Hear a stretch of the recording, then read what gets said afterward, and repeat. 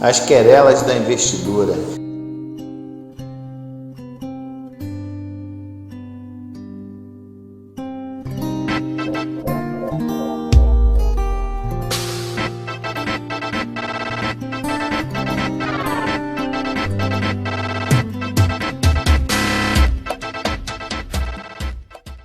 No meio do século XI e início do XII, a Europa medieval ela passava por grandes transformações. O maior problema da igreja eram as investiduras leigas, no caso, que eram os reis, imperadores, que nomeavam os bispos. E o cargo de bispo ele era mais político do que religioso. E os bispos eles indicavam o Papa, mas só que principalmente o rei da Germânia, da Itália, tinha muita influência sobre a escolha do Papa. Também a simonia, que era a compra e venda de títulos de bispado e outros cargos também eclesiásticos. Também o nicolaísmo, que não admitia o celibato para os clérigos e defendia o concubinato. O Papa Clemente II ele iniciou uma reforma da igreja e o principal objetivo era organizar a escolha papal. Em 1047, um ano após ser eleito, ele acabou morrendo. E o seu sucessor, o Leão IX, com auxílio de conselheiros e também monges das mais diversas regiões, entre eles o Hildebrando, do mosteiro de Cluny, na França. O Hildebrando tornou-se o Papa Gregório VII. Quando o Papa Leão IX assumiu, estava no meio da crise entre a nobreza e o clero. E o Leão IX ele viajou pela Europa tentando reformar, principalmente nessas questões morais, da simonia e o casamento, o concubinato, também a questão da investidura. E os seus sucessores eles mantiveram as suas políticas. O Nicolau II, em 59, ele promulgou a bula In Nomine Domini, estabelecendo como único eleitor do Papa os cardeais da Igreja Romana. Mas ainda existia uma forte influência césaro-papista, e a escolha do Papa precisava ainda da confirmação do imperador romano, germânico. E em abril de 1071, o Alexandre II morreu e o Hildebrando de Cluny foi eleito Papa, o Papa Gregório VII. O Hildebrando de Toscânia, que havia ocupado vários cargos eclesiásticos na Cúria Romana desde o pontificado de Leão IX e pertencia à ala que fazia parte os seus antecessores e posteriormente o Vítor III e o Urbano II, o qual sonhava com uma igreja universal, unida sob a autoridade do Papa, a cidade de Deus na terra.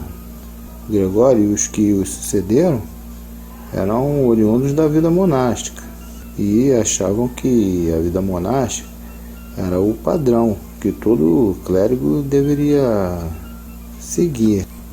E para isso era preciso continuar as reformas e ir até um pouco mais além. O Hildebrando ele havia trabalhado muitos anos nos bastidores por esse ideal. Ele era um homem de muita habilidade política e foi clamado pelo povo antes de ser eleito pelos bispos. E assim que foi eleito, vieram um pedido de socorro de Constantinopla para a Igreja do Oriente. Nesse tempo estava sofrendo assédio dos turcos, seus jucidas.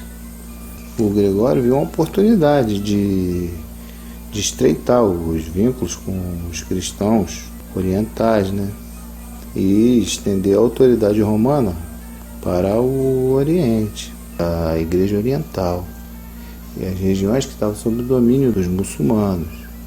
Em suas correspondências ele fala num sonho de grande empreendimento militar no estilo das cruzadas, e ele acabou convocando. Porém, o Gregório ele não teve êxito porque ninguém respondeu o seu chamado. mesmo ele se oferecendo para comandar as tropas pessoalmente. E logo ele abandonou essa ideia. Ele também tinha um olhar voltado para a Espanha, onde os mouros dominavam, mas também não colocou esse projeto em prática. E acabou deixando de lado esses projetos de reconquista. Daí iniciou uma série de movimentos de reforma, conhecido como a Reforma Gregoriana, onde a questão da investidura e também essa questão da autoridade do Papa sobre os bispos, e só o Papa poderia resolver questões de transferências, enfim. Essas reformas, elas sofreram grande influência do movimento cluniânico, que surgiu nos mosteiros de Cluny no início do século X. A Ordem de Cluny é uma ordem religiosa monástica católica. A reforma de Cluny, ela queria mais independência do abade, dos senhores de terra, que interferiam na operação dos mosteiros, por influência da integração da igreja com o sistema feudal e senhoral, e também reforçar as regras de São Bento. O movimento cluniânico começou na abadia de Cluny, em 910, com o duque Guilherme I, no centro da ordem dos beneditinos. A reforma ela se espalhou pelo reino da França, Borgonha, Provença, Poitou e Auvergne, também pela Inglaterra, Itália, Espanha. O Guilherme ele formou o primeiro mosteiro de Cluny em 910, e esse mosteiro se reportava diretamente ao Papa e não ao senhor local, e também teria autoridade sobre as casas que fossem surgindo. No auge, por volta do século XII, a congregação de Cluny ela já tinha mais de 1.200 mosteiros, uma das mais importantes forças religiosas da Europa, e passou a ser a referência na arte, na cultura, na liturgia, na celebração da missa, músicas sacras, arquitetura, bibliotecas, o culto à Virgem Maria, monges copistas, a regra de São Bento, a liturgia. Eram monges reclusos, o silêncio, o recolhimento. E os abades eram eleitos sem qualquer influência das autoridades temporais. Dessa ordem surgiram grandes homens que foram considerados santos pela igreja, como Majolo, Odilon e o Hugo. Alguns tornaram-se bispos e até papa. Os cluniânicos, eles apoiaram a paz de Deus, a trégua de Deus, também promoveram peregrinações à Terra Santa. Em 1075, um monge de Cluny, chamado Roberto de Molesme, com o apoio do Papa Gregório VII, ele fundou o mosteiro de Molesme, na Borgonha. Ali ele tentou restaurar a prática monástica, no caráter simples e severo da regra original de São Bento, um movimento chamado estrita observância, que teve um êxito parcial em Molesme. Mais tarde, em 1098, com outros 21 monges da sua abadia, eles adquiriram um pedaço de terra pantanoso ao sul de Dijon e construíram um novo mosteiro, que se tornaria a abadia de Cister, a abadia mãe da nova ordem cisterciense, e é considerada como a sucessora da ordem de São Bento, chamado movimento monástico. A partir do século X, o mosteiro de Cluny ele liderou o movimento reformista, liderado por Bento de Aniene, pela ordem dos cartuchos e também pelos monges da ordem de Cister. O Papa Leão IX ele já havia emitido um decreto contra as simonias e o casamento dos clérigos. Ninguém cumpria esse decreto. O Hildebrando de Toscânia, para conseguir valer esse decreto, o que ele fez? ele emitiu outro decreto proibindo o povo assistir missa administrada por simoníacos. E acabou viajando também pela Europa e nomeou também legados papais para viajarem também, e convocando sínodos e impondo os decretos papais. E isso não agradou os reis, né? E nem os bispos, que haviam se beneficiado das investiduras e também das simonias. E houve resistência, porque a maioria do alto clero eles foram colocados nos cargos pelos reis. Os bispos e abades leigos, eles deviam fidelidade aos reis, por terem sido nomeados por eles. E ele acabou conquistando vários inimigos. E daí começou o conflito entre o rei e o papado. Havia muitos clérigos casados que ocupavam os cargos e não estavam dispostos a abandonar suas esposas, famílias e filhos em apoio ao movimento, e acabaram se unindo aos simônicos, que se opunham à reforma. Tinha também a questão das terras, e os soberanos eles tinham um controle das terras da igreja, pelas terras da igreja não serem hereditárias. No início, o Henrique IV ele até tentou se aproximar do Papa com a intenção de que ele o coroasse imperador.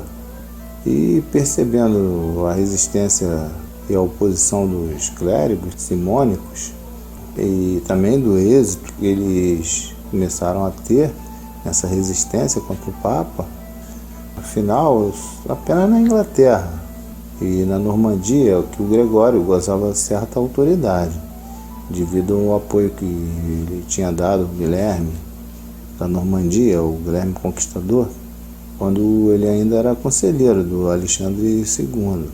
Esse daí, após a vitória de Hastings, ele acabou se tornando o rei da Inglaterra e apoiou a reforma, junto com a sua esposa, Matilde.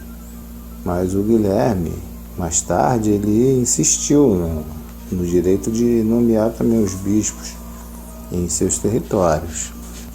Então, o que aconteceu? Houve uma perseguição de populares aos clérigos casados em Milão. E alguns desses clérigos eles foram pedir socorro ao Henrique IV, imperador do Sacro Império, na Alemanha. Então, o Henrique IV ele acabou depondo o bispo de Milão. Ele nomeou um capelão, Tedaldo, como o bispo de Milão, sem a permissão do Papa. E o Papa já havia escolhido em Roma o Otto de Milão. E em 1076 o Gregório acabou excomungando o imperador e também o considerou deposto. Então o Henrique IV ele escreveu uma carta para o Papa, o qual retirou o apoio do Papa e também chamou o Papa de falso monge, e depondo o Papa e pedindo uma nova eleição para um novo pontífice. Daí começou o conflito, que ficou conhecido como a questão da investidura. O Henrique IV da Germânia ele foi o terceiro imperador da dinastia Saliana. Com a morte do seu pai, o Henrique III, ele assumiu seu lugar como imperador do Sacro Império Romano Germânico. E sua mãe, a Inês de Poitiers, ela foi sua regente até que ele completasse a maior-idade. Nessa época ele tinha 7 anos e assumiu o trono em 1065. Ele nasceu em Goslar, Saxônia, na Alemanha. E o seu reinado foi marcado por conflitos com a nobreza e também com o papado. O Henrique casou-se com Berta de Maurienne, Berta de Saboia, filha de Otão I da Saboia e de Adelaide de Susa. Em 1068, ele tentou divorciar-se dela, mas não conseguiu. A Berta morreu em dezembro de 1086.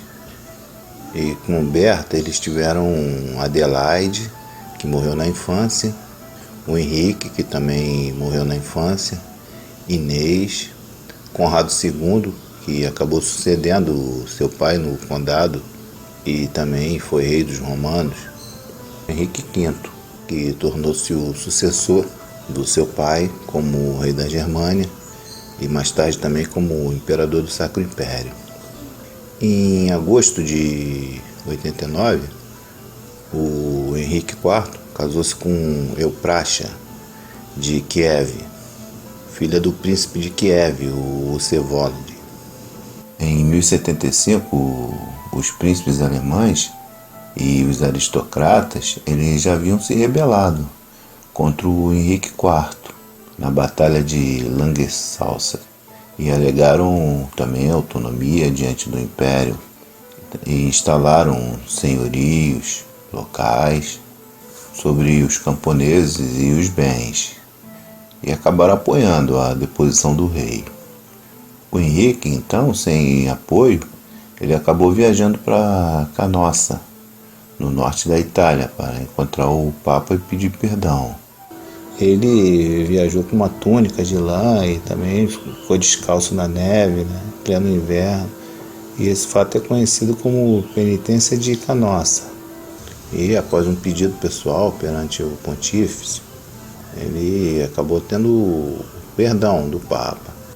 O Gregório VII ele acabou retirando a excomunhão, mas os aristocratas alemães se rebelaram na Grande Revolta Saxã e elegeram o Rodolfo da Suábia como um rei rival do Henrique. E após a nomeação do Rodolfo, o Papa ele não interferiu, mesmo o Henrique já não sendo mais excomungado. O Henrique ele acabou recebendo apoio dos prelados da Alemanha e depois também dos lombardos.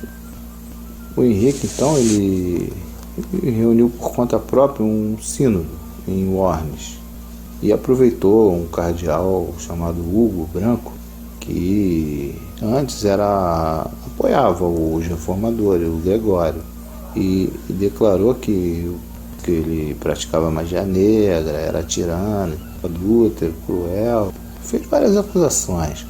E o Gregório foi deposto pelo Henrique IV. O Papa então ele excomungou o Henrique e declarou que o rei estava deposto em 1080. E acabou acontecendo uma nova rebelião e vários nobres eles negaram obediência ao rei. O Rodolfo ele acabou morrendo numa batalha perto do rio Elster. E a guerra civil não demorou muito para terminar. Em 1081, o Henrique marchou para Roma e nessa altura o Papa tinha perdido o apoio dos normandos. E as poucas resistências que tentaram impedir o avanço do Henrique acabou não sendo páreo para ele.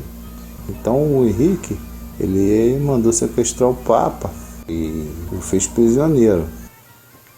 O Papa ele estava na igreja rezando e os soldados do Henrique, liderados por um tal de Cêncio, eles entraram na igreja e sequestraram o Papa.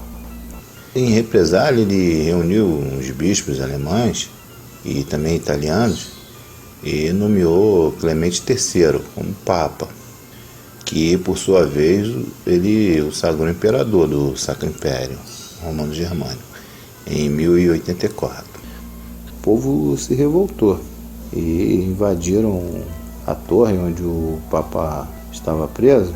O Cêncio ele só não morreu porque o Papa fez um pedido aos populares para que preservasse a vida dele. O Papa depois mandou ele fazer uma penitência, peregrinação até Jerusalém, e o perdoou. Enfim, alguns bispos que participaram do concílio contra o Papa, eles acabaram pedindo perdão. Então o Gregório acabou fazendo as pazes com os normandos. Um forte exército normando marchou para a cidade e o Henrique, que tinha o menor número de soldados, ele acabou abandonando a cidade. Mas os normandos eles acabaram saqueando a cidade de Roma. Incendiaram a cidade, mataram muitos populares, várias barbaridades, venderam cidadãos como escravos. E os cidadãos romanos eles acabaram se rebelando contra os normandos. E o Henrique acabou sitiando a cidade por 3 vezes. Então os romanos eles acabaram apoiando o Henrique e abrindo os portões da cidade, e a tropa do imperador invadiu.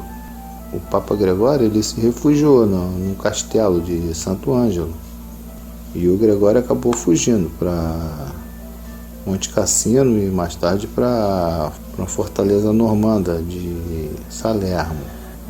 E o Clemente ele acabou se fixando em Roma. O Gregório morreu 1 ano depois do seu exílio. Mas antes dele morrer, ele sugeriu que o seu sucessor deveria ser o Desidério, um abade de Monte Cassino, que já era idoso. E esse, após ser eleito, teve o nome de Vítor III. Apenas 4 dias de papado, o Vítor III, que era um monge já antigo, sempre viveu num monastério e tal, acostumado com aquela vida monástica, ele acabou retornando para Monte Cassino, onde ele levava a vida no retiro espiritual, monástico, enfim. Teve vários pedidos dos seus partidários da reforma, né, para que ele retornasse. E com isso, o Clemente III, que era um antipapa, ele acabou ocupando a cidade de Roma. E o Vítor ele acabou retornando a Roma, com apoio de militares, de seus aliados, que tomaram parte da cidade. Mas ele acabou adoecendo e regressou de novo para Monte Cassino. E lá não demorou muito, ele morreu. E foi sucedido por Eudes de Châtillon, bispo de Ostia, que tomou o nome de Urbano II. O Urbano II ele tinha essas convicções monásticas e acabou dominando Roma e expulsando o antipapa, o Clemente. E o Clemente ele acabou morrendo em 1100. O Urbano II ele era um cara muito inteligente e tinha um poder de persuasão incrível, né? Ele continuou a política reformadora do Debrando e também a sua luta contra o imperador. E rompeu também com o Filipe I da França, que acabou sendo excomungado por ter abandonado sua esposa e se casado com o outro. Isso aí eu vou contar no próximo vídeo. Na Inglaterra, com a intervenção de Anselmo de Canterbury, ele conseguiu o apoio do rei contra o papa do imperador, o Clemente. E na Espanha também ele apoiou a reconquista contra os mouros que estavam em curso. Além do ele ter convocado as cruzadas, que é um capítulo à parte, né? E também apoiou o Conrado, filho do Henrique IV, que se declarou rei da Itália. Ele foi proclamado pelo Papa. Em troca, ele renunciou a qualquer direito de investidura eclesiástica.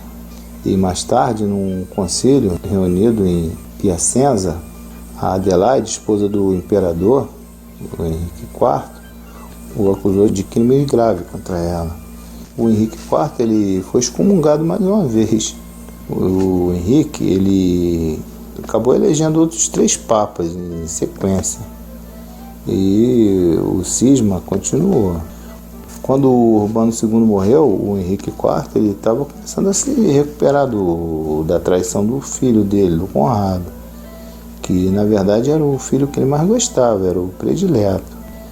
E pouco tempo depois dessa traição, ele invadiu a Itália e conseguiu recuperar parte dessa região. O sucessor do Urbano foi Pascoal II. O Henrique ele acabou deserdando o Conrado e declarou o Henrique, seu segundo filho, herdeiro da coroa, e declarou a paz de 4 anos no Império, ou seja, 4 anos sem guerra. E com essa estratégia ele impôs a paz aos nobres. E com essa paz o comércio começou a prosperar e a popularidade dele aumentou entre o povo.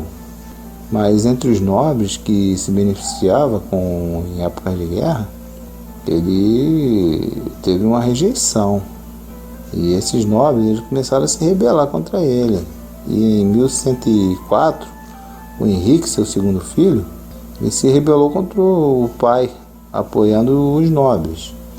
E acabou alegando que o seu pai, o imperador, ele havia sido excomungado e devido a isso ele deveria se submeter à autoridade papal. Então acabou pai e filho declarando guerra e acabou marchando com seu exército. E o filho, o Henrique que passou a ser o Henrique V, ele acabou conseguindo sequestrar o seu pai e o fazendo prisioneiro. E o Henrique V acabou sendo eleito imperador no lugar do seu pai, como o Henrique V. Temporariamente, o Henrique V ele acabou nessa hostilidade entre o Papa e o Império. Mas não demorou muito, o Henrique IV escapou da prisão e reuniu um grande número de seguidores, mas antes da batalha o imperador acabou morrendo. E as questões da investidura elas continuaram entre o papado e o império, porque os interesses eles eram opostos, né? Passou muito tempo, o Henrique V ele acabou nomeando bispos como seu pai fazia. O Papa Pascoal então reuniu um sínodo do qual ele acabou aceitando essas nomeações recentes do Henrique V e as antigas também, mas proibiu novas nomeações a partir daquela data, né?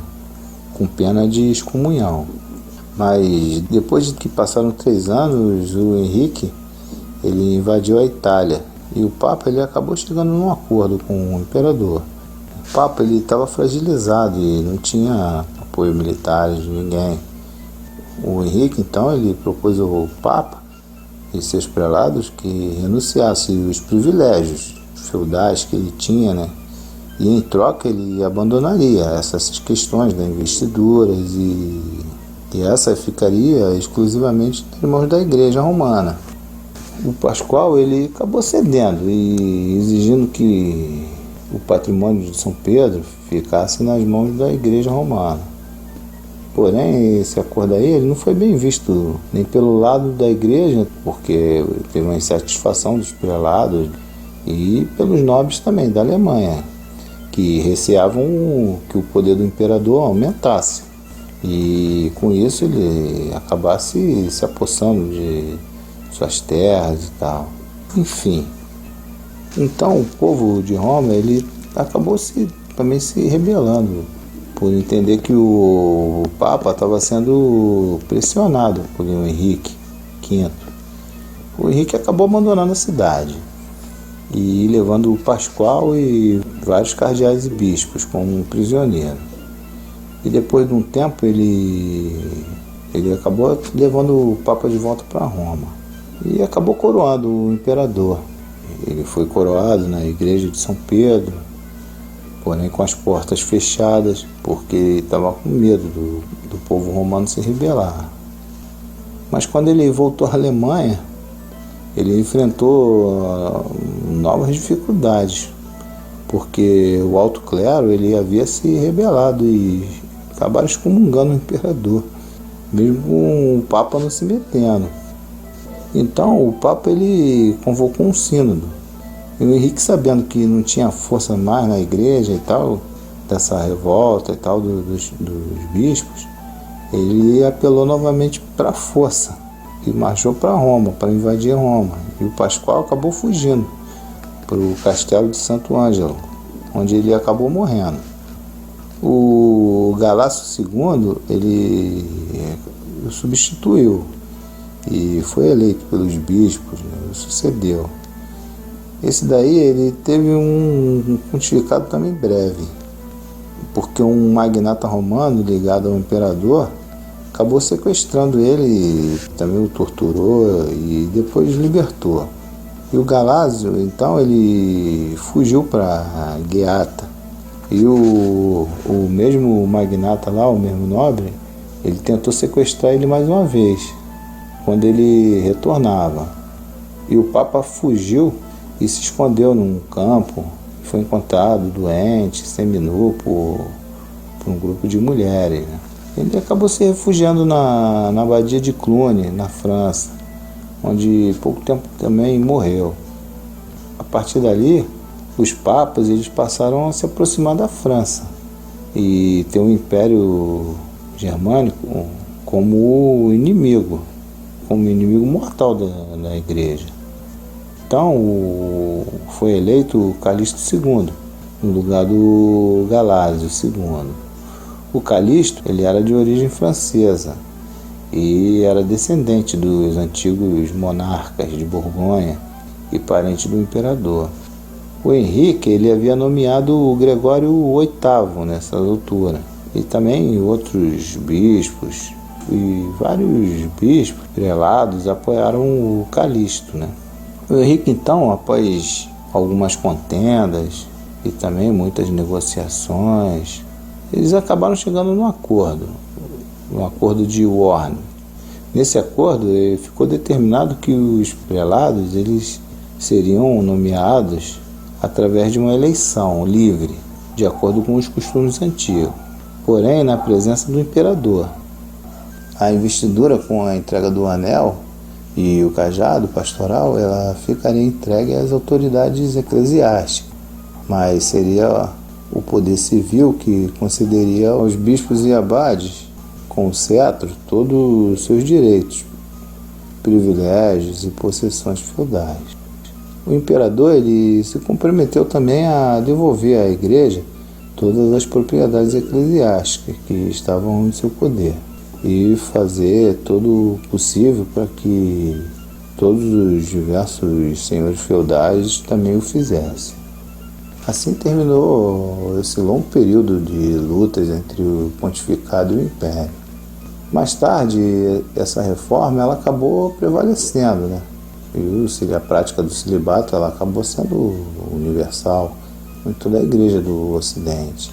Por um tempo, a simonia também ela foi quase erradicada e o poder do Papa acabou aumentando gradativamente até chegar ao ápice no século XIII. Ela ficaria extremamente rica e poderosa.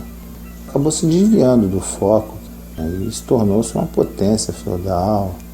E os pobres e tal, ela acabou ficando em segundo plano e para promover a ambição dos prelados, que na teoria não passavam de zeladores de seus privilégios. E com isso a igreja não abria mão de interferir em assuntos temporais. E os pobres e oprimidos já não faziam mais parte dos planos desses prelados, como em tempos anteriores. Bom, é mais ou menos isso aí. Eu vou ficando por ali.